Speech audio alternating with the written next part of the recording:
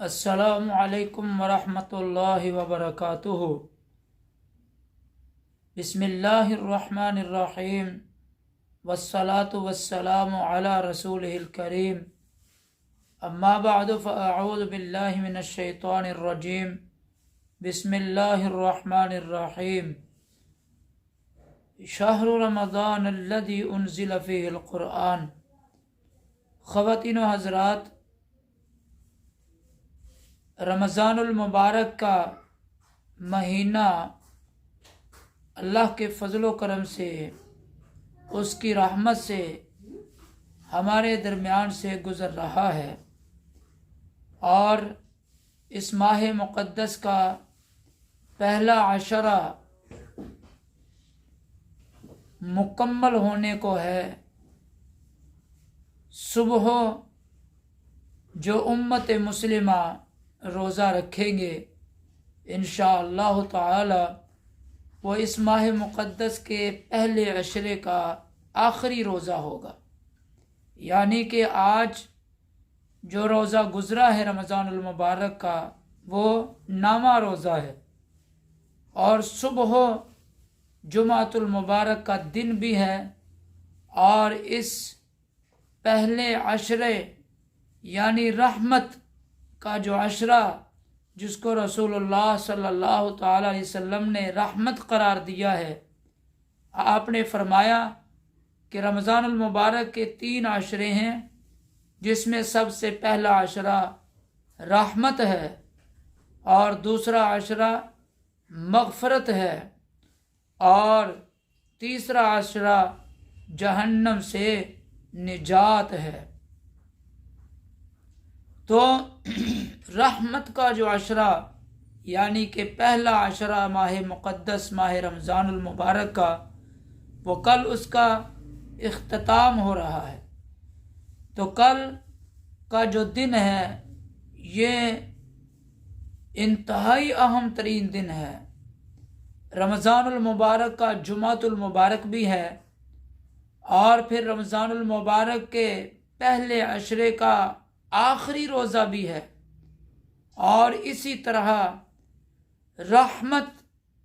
جس عشرے کو رسول اللہ صلی اللہ تعالی علیہ وسلم نے قرار دیا، اس رحمت بھرے عشرے کا کل جو ہے آخری دن ہے۔ تو خواتین و حضرات، ہم یہ کوشش کریں کہ کل ہمارا روزہ کسی بھی صورت جو ہے قضا نہ ہو، اور اسی طرح جیسے ہم نے 9 روزے پابندی کے ساتھ رکھے الحمدللہ، اور کل جو ہے 10واں بھی اسی طرح پابندی کے ساتھ رکھیں گے، اور پھر جمعۃ المبارک کی بھی اسی طرح کوشش ہونی چاہیے کہ کل کا جو جمعۃ المبارک ہے یہ بھی ہم سے قضا نہ ہو۔ انشاءاللہ تعالی پہلے عشرے کے اندر جتنی رحمتیں اللہ رب العزت نے نازل فرمائیں، یقیناً وہ روزے داروں کو اللہ تعالیٰ ضرور عطا فرمائیں گے۔ اللہ تعالیٰ قرآن کریم کے اندر فرماتے ہیں، انی لا اضیع عمل عامل منکم من ذکر او انثی، کہ کسی بھی عمل کرنے والے کے عمل کو اللہ تعالیٰ فرما رہے ہیں کہ میں ضائع نہیں کرتا۔ عمل کرنے والا چاہے مرد ہو چاہے عورت ہو۔ تو اس لیے اس ماہ مقدس کے اندر کثرت سے اللہ کا قرآن پڑھیں، کثرت سے اللہ کے قرآن کی تلاوت کریں، کیونکہ قرآن کو اور رمضان کو آپس میں بڑی مناسبت ہے۔ اس لیے اللہ تعالیٰ فرماتے ہیں شہر رمضان، کہ یہ جو رمضان کا مہینہ ہے، یہ رمضان کا وہ مہینہ ہے الذی انزل فیہ القرآن، جس میں قرآن کو نازل کیا گیا ہے۔ تو اس لیے ہم پابندی کے ساتھ قرآن کریم کی تلاوت کریں، جتنی ممکن ہو ہم کریں، زیادہ سے زیادہ قرآن کریم کی تلاوت کریں، اور استغفار کی کثرت کریں۔ اگلا جو عشرہ شروع ہو رہا ہے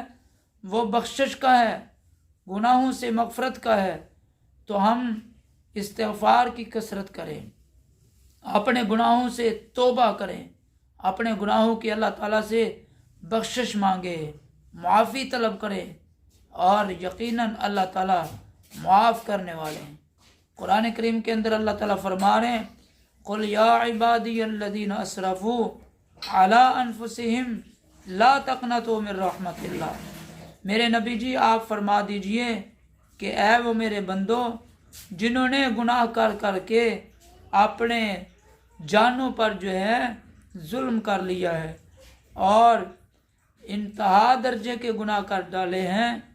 اور اسرفوا علی انفسہم، انتہا کر دی ہے اپنے نفوس پر گناہ کر کر کے، خیانت کی، ظلم کی، تو کیا فرمایا لا تقنطوا من رحمت اللہ، کہ اللہ تعالیٰ فرما رہے ہیں جتنے مرضی گناہ کر لیے ہیں، جتنے مرضی بڑے گناہ گار مجرم قرار دے دیے گئے ہو اپنی اپنی نگاہوں میں، لیکن سنو لا تقنطوا من رحمت اللہ، اللہ فرما رہے ہیں کہ میری رحمت سے تم مایوس مت ہونا، ان اللہ یغفر الذنوب جمیعا، بے شک میں اللہ تمہارے سارے گناہوں کو معاف کر دوں گا، انہ هو الغفور الرحیم، بے شک وہی ہے جو معاف کرنے والا ہے، بخشنے والا ہے، رحم فرمانے والا ہے، کرم فرمانے والا ہے۔ تو اس لیے ہم آج اجتماعی طور پر توبہ کریں، اللہ تعالیٰ سے بخشش مانگے اپنے گناہوں کی، اور اللہ رب العزت کے آگے روئیں، گڑ گڑائیں، معافی مانگے، تاکہ اللہ تعالیٰ جو ہے ہم سے راضی ہو۔ آج عالمی سطح پر دیکھ لیجئے امت مسلمہ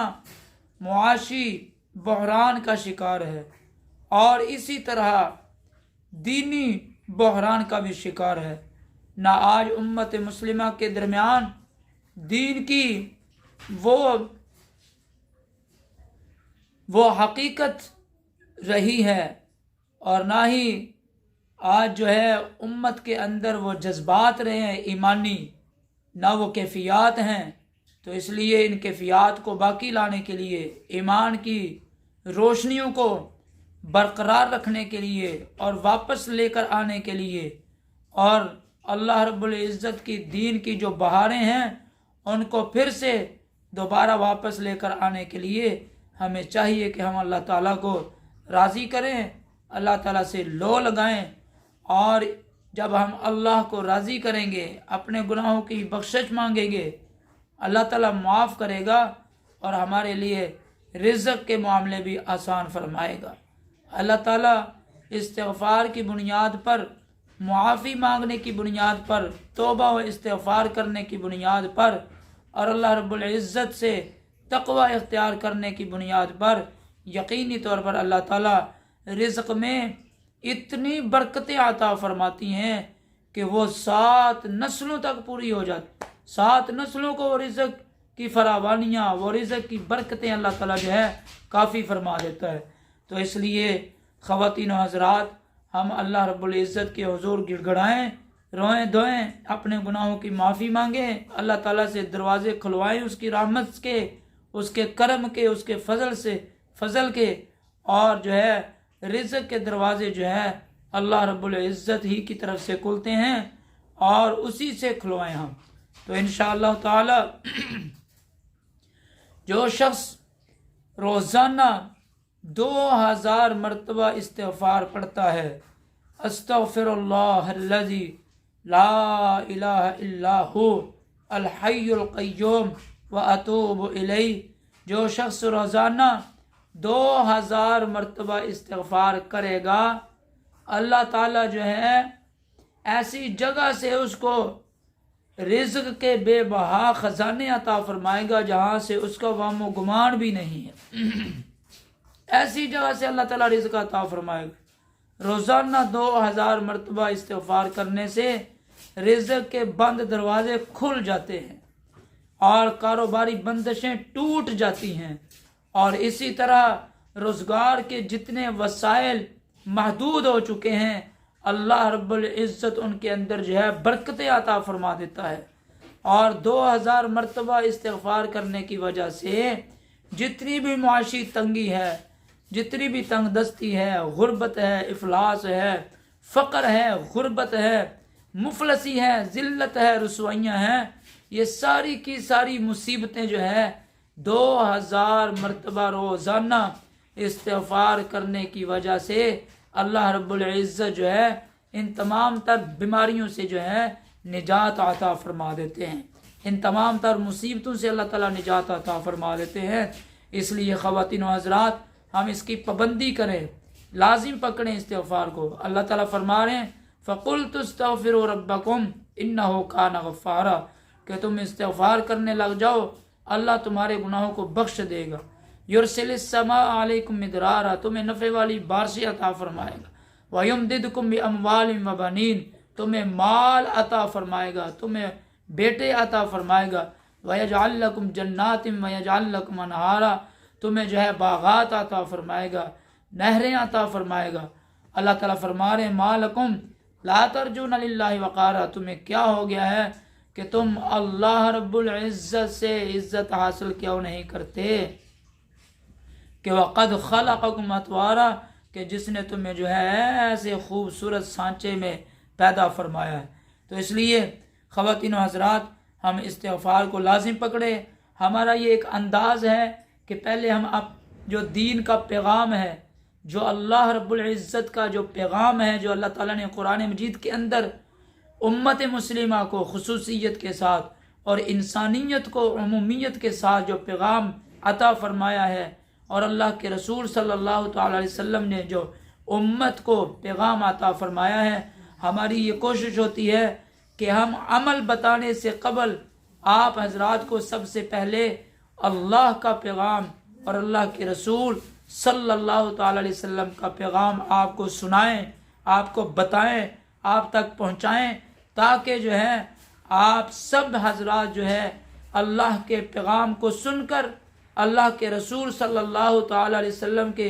فرامین عالی شان کو سن کر اور پیغام عالی شان کو سن کر جو ہے ان دونوں پیغامات پر، اللہ کا پیغام، اللہ کے رسول صلی اللہ تعالیٰ علیہ وسلم کا پیغام، ان دونوں پیغامات کو سن کر آپ جو ہیں عمل کرنا شروع کر دیں کہ کیسے اللہ کے احکام پورے کیے جائیں، کیسے رسول اللہ صلی اللہ تعالیٰ علیہ وسلم کی اتباع کی جائے۔ جب میرے بھائیو اللہ کی اتباع کی جاتی ہے، اللہ کے رسول کی اتباع کی جاتی ہے، تو اللہ رب العزت ہر میدان میں فتح عطا فرماتے ہیں، ہر میدان میں کامیابی عطا فرماتے ہیں، ہر میدان میں فلاح و بہبود عطا فرماتے ہیں، ہر میدان میں اللہ رب العزت جو ہے فوزاً عظیمہ عطا فرماتے ہیں۔ اس لیے اللہ تعالیٰ قرآن کریم کے اندر فرما رہے ہیں مَن یُطِعِ اللَّهَ وَرَسُولَهُ فَقَدْ فَازَ فَوْزًا عَظِیمًا، جو اللہ کی اطاعت کرے گا، جو اللہ کے رسول کی اطاعت کرے گا، فقد فاز فوزا عظیما، دونوں جہانوں میں کامیابیاں